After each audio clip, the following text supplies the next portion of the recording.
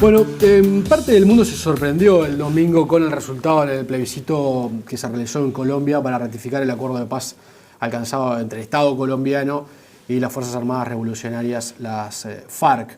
Digo que parte del mundo se sorprendió porque las encuestas decían que iba a ganar el sí, incluso daban ventajas que hablaban de hasta un 60 o más por ciento. Algunos observadores con una visión interna un poco más específica sostenían que, si bien era probable que ganara el sí, había razones de peso para que la ventaja no fuera tal. Incluso había líderes políticos muy importantes como el expresidente Álvaro Uribe, también el expresidente Pastrana, que hacía tiempo estaban haciendo campaña en contra de ese, o por lo menos del texto de ese acuerdo de paz que había negociado el gobierno. Y ahí la división política interna de Colombia seguramente pesó en el resultado final. Un resultado que fue prácticamente un empate, casi dos mitades, pero con una mayoría de votos en favor del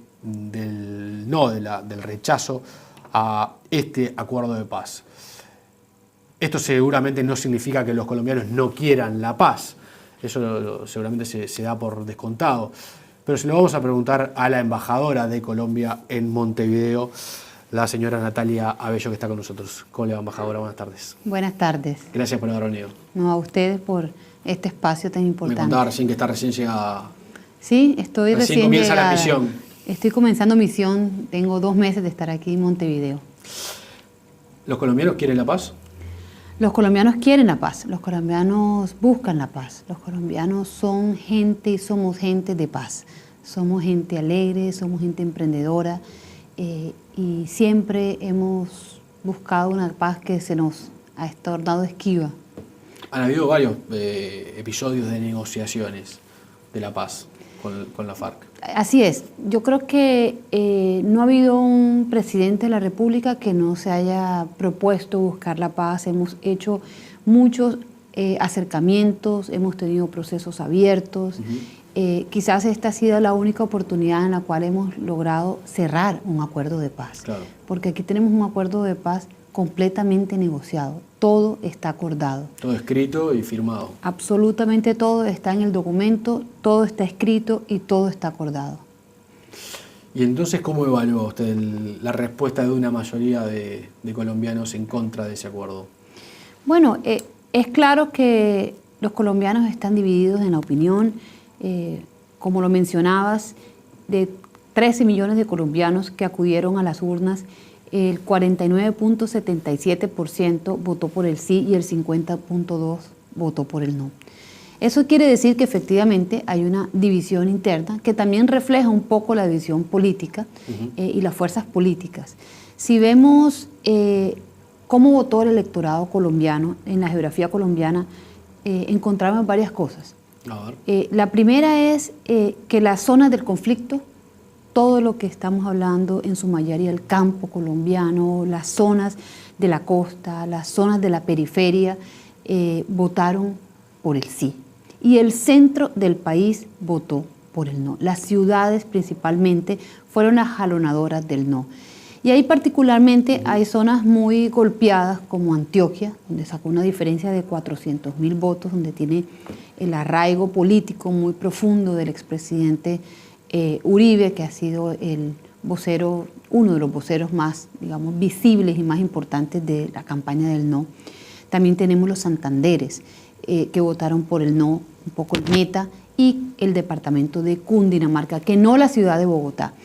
El resto, si vemos por departamentos, la mayoría del departamento estuvieron por sí, pero en el conteo de los votos pesó mucho las ciudades. Entonces, una primera reflexión es que las ciudades, digamos, fueron las que jalonaron esto.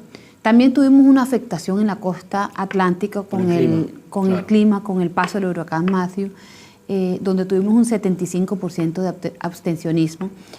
Colombia es un país que no es masivamente acude a las urnas, no tenemos el voto obligatorio. Normalmente estamos rondando de una abstención cercana al 60-55%. En esta oportunidad estuvimos solo el 37% en las urnas. Claro, un poquito mayor, pero no está tan alejado de lo habitual. Digamos. Exactamente. Porque eso también llamó la atención de la perspectiva uruguaya, donde hay una cultura muy fuerte del voto obligatorio, entonces una abstención tan alta llama la atención, pero no es tan raro en Colombia. No es tan extraño en Colombia, y aquí tenemos que añadirle un ingrediente además del clima, y es que no estamos votando por personas, es una votación por un ideal, es una votación por un propósito. Y bueno, no es fácil acudir rápidamente a las urnas en una situación de un clima como el que tuvimos. Desafortunadamente no se pudo ampliar la votación como se pidió en los 7 departamentos de la costa. Eso influyó mucho. Entonces te decía que una primera reflexión es cómo votaron los colombianos. Otra es que tenemos que ver con claridad que hay una fuerza política que ha estado en la oposición, y que ha tenido un acogimiento. El mismo expresidente Uribe, hoy senador de la República, ha dicho claramente que es uno de los voceros del no, pero que no es el único. Allí también hay una mezcla de cristianos, está el expresidente Pastrana, que es del Partido Conservador, está el anterior procurador, que acaba de ser inhabilitado y que al final, digamos, de su gestión se unió a la campaña del no. De manera que la cabeza visible es el Centro Democrático, indudablemente, que es el partido del expresidente Uribe, pero adicionalmente a ello hay algunas figuras que se le sumaron al no. O sea, hay una fuerza política clara detrás del no, que clama ser escuchada, que a pesar de que incansablemente el presidente Santos buscó esas reuniones, no se pudo dar. En la previa no hubo. No hubo, pero hoy precisamente la buena noticia, ratito, ¿no? Hoy desde las 11:30 de la mañana, hora colombiana, que 1:30 acá, que es 1:30 hora acá, 25 minutos. Se va a dar una reunión muy importante entre la bancada del no, porque no solamente es con el expresidente Uribe, fue una llamada a distancia del expresidente, que ocurrió ayer durante una entrevista que tuvo con RCN, y luego una llamada personal que hizo el expresidente, y el presidente inmediatamente agendó la cita para las 11:30 hora colombiana. También lo van a estar acompañando las 3 personas delegadas de él como miembros del contacto con el gobierno, que es el anterior candidato a la presidencia con quien el presidente Santos se debatió en la reelección presidencial, Óscar Iván Zuluaga. Va a estar Carlos Holmes Trujillo también, un político muy importante en el país, que es militante del Centro Democrático, y va a estar también el senador Iván Duque, y lo acompañarán, como te decía, el exprocurador Ordóñez y algunos más miembros de la bancada y alguien más del sector cristiano, que llamó la atención el tema de que los cristianos se unieran al no, y un poco la religión católica la Iglesia Católica estuvo a favor del sí, pero de pronto no fue tan fuerte, digamos, la campaña del sí. Usted señalaba, en muchos departamentos donde la FARC hoy tiene mucha presencia y dominio, ganó el sí. ¿Se votó libremente en esas zonas? Se votó libremente. ¿Hubo una coacción de la FARC para que se votara por el sí? De ninguna manera. La votación en Colombia han sido pacíficas los últimos años, a pesar del conflicto, y se votó libremente. Se votó libremente, así lo registra la registraduría, lo registra todos los observadores políticos, y ha sido la constante en el país. No ha habido ninguna coacción. De hecho, la mayoría del no se impuso.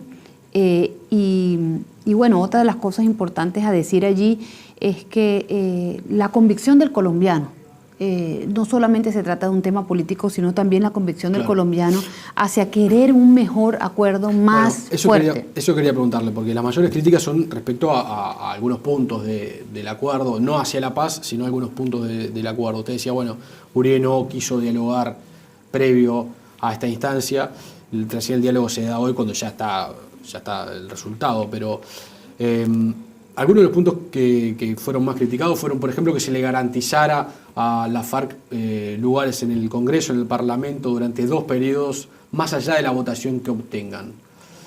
¿No es discutible eso, sobre todo para personas que han hecho tanto daño durante tanto tiempo? Pues yo creo que el tema central, si bien ese fue uno de los temas que se conversó y que se ha dicho la oposición, que sobre todo la participación en política de las cabecillas, de los jefes de las FARC, los jefes máximos de la FARC, lo cuestionan. Indudablemente es un tema de base de la negociación, porque no se puede pensar que se va a cerrar un conflicto armado por más de 50 años sin que tengan una agenda política. El objetivo del acuerdo fue claramente cambiar unas fuerzas militares revolucionarias por un partido político. Incorporarlas al sistema de partidos. Y por eso decíamos que la democracia era la que ganaba, porque volvían a hacer o retornaban en lo que siempre han debido ser un partido político legítimo bajo la jurisdicción del gobierno colombiano. Y lo único que se garantizó allí es 5 escaños en Senado y 5 escaños en la Cámara, que representan el 5% del Senado colombiano y el 3% de la Cámara de Representantes por 2 periodos, siempre y cuando se cumplieran varias condiciones. La primera de ellas es que hubiera cese bilateral al fuego y la dejación de las armas verificado por la misión política de las Naciones Unidas. Y lo segundo es que se convirtieran en un partido político cumpliendo con todos los requisitos de ley de Colombia, con excepción de uno, que es el umbral, porque por supuesto no iban a tener el umbral para ser el primero. Y se les aseguró que si no tenían que someterse a la votación. No es que la asignación de las curules era directo, sino que tenían que someterse a las votaciones del escrutinio y en el caso de que no lo alcanzaran, se le daban máximo 5 curules en Senado y 5 curules en Cámara. A mí me parece que es una participación mínima. Hay que ver lo que es estar en el Senado de la República y en el Congreso de la República en Colombia. Son 268 integrantes con una representación partidista muy importante. Son 10 voces en el Congreso en pleno y 5 voces en cada una de las cámaras. A mí no me parece un tema ni excesivo, una representación realmente pequeña para un partido naciente.